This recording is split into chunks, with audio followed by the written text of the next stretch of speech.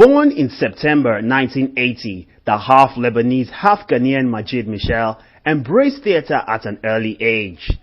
Growing up in Ghana, he always wanted to be on stage and not seated in a classroom. As a member of a drama club in school, Majid received the Best Actor award in a performance on Emancipation Day in Ghana. The restless young spirit took his dreams further than the walls of a school and headed straight for more shots at what he loves best. EW had a sit down with this actor who fought his way to stardom. You know, right now, I must say the relationship between Nigeria and Ghana is beginning to grow, and I think it's a good one. How do you guys feel about that? You know, I always don't like that question. I always never like. So what do you think of the Ghana movie industry? So what do you think compared to the Nigerian movie? What is in comparison? What are we comparing? I'm looking at the synergy now, how we're beginning to bond and grow together. I always say this every time to people I talk to in schools and everywhere, okay? It's, we're in the art industry, right? And I believe regardless of what art is, regardless of where it was from, they're not going to say, so how did you feel, you know, you drawing this thing from Nigeria? Yeah. How was that? No, I don't like that. What we do, I'm an actor, all right? There's no energy anywhere. I can act with anyone in any part of the world. I can act with anyone in every part of the world, and you don't need to ask me how was it like or how is it like you collaborating. Collaborating with who? I'm collaborating with my fellow human being. Good. It's my job as an actor. I'm not an actor. It just so happens I was born in Ghana. That doesn't distinguish or make any difference between what I do. But in my industry, I'm in Nollywood. I'm a Nollywood actor, and that's it. Good. Very good. Now, you know, I'm looking at how film all of a sudden is now taking a very, very good turn, right? What future do you see now for film, especially in Africa, compared to what we all grew up with, Hollywood productions? Well, why was I so itchy to go to New York? Why was I so impatient to go and see the Empire State Building? True. Well, it's because when I was a kid, I saw King Kong hanging on the Empire State Building. King Kong, the movie, the big monkey hanging on the Empire State Building, okay? That's how far American movies had an impact on my life. I saw yellow cabs flipping and bombing in the air, and I saw the Chrysler Building being cut in two by some helicopter with a bomb. You know, that's how much they sold. There's no extraordinary waterfall in New York for me to go and say, was this seventh wonder of the world? No. Just through films. I was itching to go to the Empire State Building because I had seen some movie that connected with me to say I want to go there. And that's exactly what that impact film had in America. It's exactly what is happening in Africa now. Okay. Perception has changed. People's mindset have changed completely from coast to coast all over the world, from the Caribbean straight to Jamaica to everywhere you don't even think of. Them seeing the movies now, people actually ask, are buildings CGI? Like, are they computer-generated images we put in the film because they think it's too beautiful to be in Africa? They think the cars can't be in Africa. Is it too be? It's changing everything. It's changing mindsets all over the world. It's changing people's idea and how they used to see it before compared to now. It's completely different. And that's the power of film. That's the power of images to present ourselves and our stories and what we have to the world. And whatever impact they had in America, the same thing is happening now in Africa. Good. Now, looking at you as an actor yourself, right? When you first started this business, right? What were the challenges you faced in terms of, you know, getting scripts, memorizing your scripts, getting on? What challenges did you have to encounter? Because now, let's look at people who want to get into this business. They need to know the steps. They need to understand, you know, especially memorizing scripts, understanding how to become characters. What did you face when you started? It was a whole lot. I mean, the challenge first starts with, I'm a family man. I'm married with 2 kids, you know. That's where the challenge starts from. When you have to leave home and go to a completely different land, away from your family for a very long time, to shoot a film and dedicate yourself to the film and take your mind away from family because you have to be a certain person. And I take that really, really, really strongly. The fact that I'm supposed to interpret this character as someone else, you know. Now, when I started in 99, 2000, when, you know, we're doing a drama on radio, so radio drama called Speak Easy, and then we transferred into television. Now, I failed the audition for that thing so many times, and then I finally got it. I was on every audition venue. Anywhere there was an audition, I was there. I was there every time. And even when I started on that soap called Things We Do for Love, that was being shown on Silver Bed. Yes. I had no idea what acting was about. I had a terrible voice, which of course you can hear me now. Terrible voice, you know. People couldn't hear me when I spoke. When I talk, you can't hear me. I talked really fast. I always have a cold. My nose is always blocked. I always, you know. So to be an actor, you need your voice is one of the things you need. You need your delivery. You need your breath control. You need to do all of that. You know, it was a big challenge for me. I had to go and study. It's one of my strong points. So I really don't like long lines in movies that confuse me. Why do I have to say all these lines? Especially as a lawyer or as an engineer or as a doctor, where you say all these technical terms and all of that. I hate them. It's one of my challenges. I hate all those things in movies. And, you know, leaving home, trying to get my voice right to the film, I struggled a lot to make it work. I started in 99, 2000. I became recognized in 2008. It was 8 years after. That was no joke warming up. It was a long time warming up. You know, and I'm still warming up. Really? I'm really, really warming up. I haven't gotten there yet at all. Okay. Now, do you think your looks was also a good selling point for you? Did you see me in 2000? I looked like a skinny fish. Okay. I had no good looks. What looks are you talking about? You mean bad looks or good looks? You tell me. According to what your fans say, in magazines, interviews, those who watch your films, the girls are all over Majid. So, do you think at that point they saw that in you?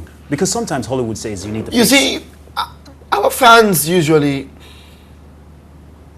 like us because of the characters they see. I'm always a character, even in real life. All right? Everything is a movie. Everything feels like a film. I feel if this was a scenario, this is how I would feel. You know, I get an encounter with a policeman and I think he's in a movie. And then I give him some lines, and then, you know, in real life it feels like we're in a dream world. You understand? But then the fans get connected to these characters they watch, not Majid. Majid is playing Richie. Majid is playing some other guy. You're getting connected to Richie you're watching on the television, not Majid, the person. Okay. You know, they're two different people completely, which is always an issue. But they connect Majid to that guy. That's not me. You know, so all what they say. We're like ghosts, always looking for a body to possess and be someone else for the next film. You understand? We are like hovering spirits. Who am I going to take over now? This body. I'm this person now. This is how we're going to do it. Talk differently. Act differently. I speak and breathe differently. I move differently. That's a guy they get connected to, not Majid, who's, you know? Okay. So that's always the thing going on. Okay. Yeah. Okay. What was growing up like for you? It was fantastic. It was 10 of us in the house. 4 boys, 6 girls. In one big house. You know, all of them more crazy than I am. 10 times more crazy. You know, it was good energy in the house. Good vibe. Everything. All of us really close. You know, until a certain age they all left. And then everyone went to separated to marriage, here. And then the passion started. You know, it started from home. I mean, the house was one big movie going on, and then it started from home. The passion for film was there. You know, I never knew I was going to become a famous person. That's not what I had in mind. I just wanted to act. I just wanted to be a different character in the movie. I just wanted to read a new script. It just so happens that it came with it. The passion for what I was doing was to act. And that's it. And this has happened. Yeah. So are you happy you made that decision? Oh, yes. No other decision. I couldn't have been anything else. Okay. There was nothing else you were heading for in school or studying for as a career in In life? school? My God. I was worse in school. Always the bottom of the class. Unless, you know, there's something called APO. Before the exam, they tell you, look, have you heard? This is what's going to come in the exam. That's all I like. If I hear that this is it, I don't read anything else than that. I don't care if it doesn't come. If it comes, I have 100%. If it doesn't, I have 0%. So you're one of those that wasn't cut out for school. No, man, at all. I had no interest whatsoever in anything. You know, I didn't know why they were teaching us. I didn't know why they were teaching us all those things. In school, since I was a kid, I didn't know why I had to learn this. I didn't know why they were taking me to the beds to learn agriculture, to learn beds, and I wasn't interested in planting crops. Why are you teaching me to plant crops? I didn't like it. And once I don't like it, I can't be forced to do it. I can't be forced to do it. Since I was a kid, unless I have interest in this subject. And then I had interest in biology. I can draw the alimentary canal for you right now. I can name you the esophagus, the stomach, the spleen, the gallbladder, the colon, the small intestine, large intestines, the rectum, the anus. Appendix and everything. Everything, appendix, here on the left because it's on our right. Exactly. I can draw everything for you because I loved it. You know? But if I don't, no. You weren't caught out for it. No. It seems you're a very, you know, how would I say, family man, someone who's so close to the family. Now, is family comfortable sometimes with roles, especially roles you get really close and, you know, touchy with women? Family makes it more comfortable. Family makes it more comfortable with roles, regardless of what it is. I make my kids watch my movies. Okay. You know, they have the interest. To them, it's wild things going on. They ask me questions about it. My wife knows my scripts before I do them. She has no problem. No problem whatsoever. All she goes is like, okay, so who are you kissing this time? Who's the other girl you're kissing? And he ends there. And he ends there. You've never had any hassles? Never. Never. She's God sent. God knew this would be my job. He said, take this woman. Because you can't live with any other woman apart from this woman. It's not possible. It's no other woman. That's interesting. That's really interesting. It's incredible. And it never got to any case whereby she was, you know, she was maybe a fan, got over obsessed by you in any way and maybe tried to reach out to you either on Twitter or maybe at an event and she was, you know, upset. Nothing like that. I have fans coming from countries outside Africa. I have fans coming from countries outside Ghana. Okay, from East Africa, other places, Congo, Gabon, coming to my house. How does she And a do woman that? with 4 kids came to my house. I was never home. They came to meet my wife. They said they left to come and see me. And they're female fans. She brings them into the house. I come back home, she forces me to go and see them because she knows they came all the way from wherever. So I come home late at night, I'm really tired. She forces me to go because she has a person's phone number, the girl's phone number, was living like 25 minutes away. Tells me we have to go and see because she came all the way from here. And then we drive, go and see the girl. She's happy, we take pictures. She asks me questions wherever way she came to Ghana. She left her country to come and see me. And as my wife, they come and meet. I don't know how they know my house. I don't know how they find directions to the place. But of course, everyone knows my place. Television was a huge stepping stone for the young actor who would never take no for any acting opportunity.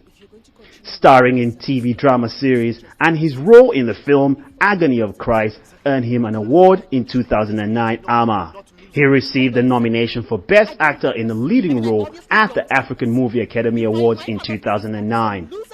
In 2012, he won the African Movie Academy Award for Best Actor in a Leading Role. Well, I thought you were going to convince me otherwise, that I was wrong.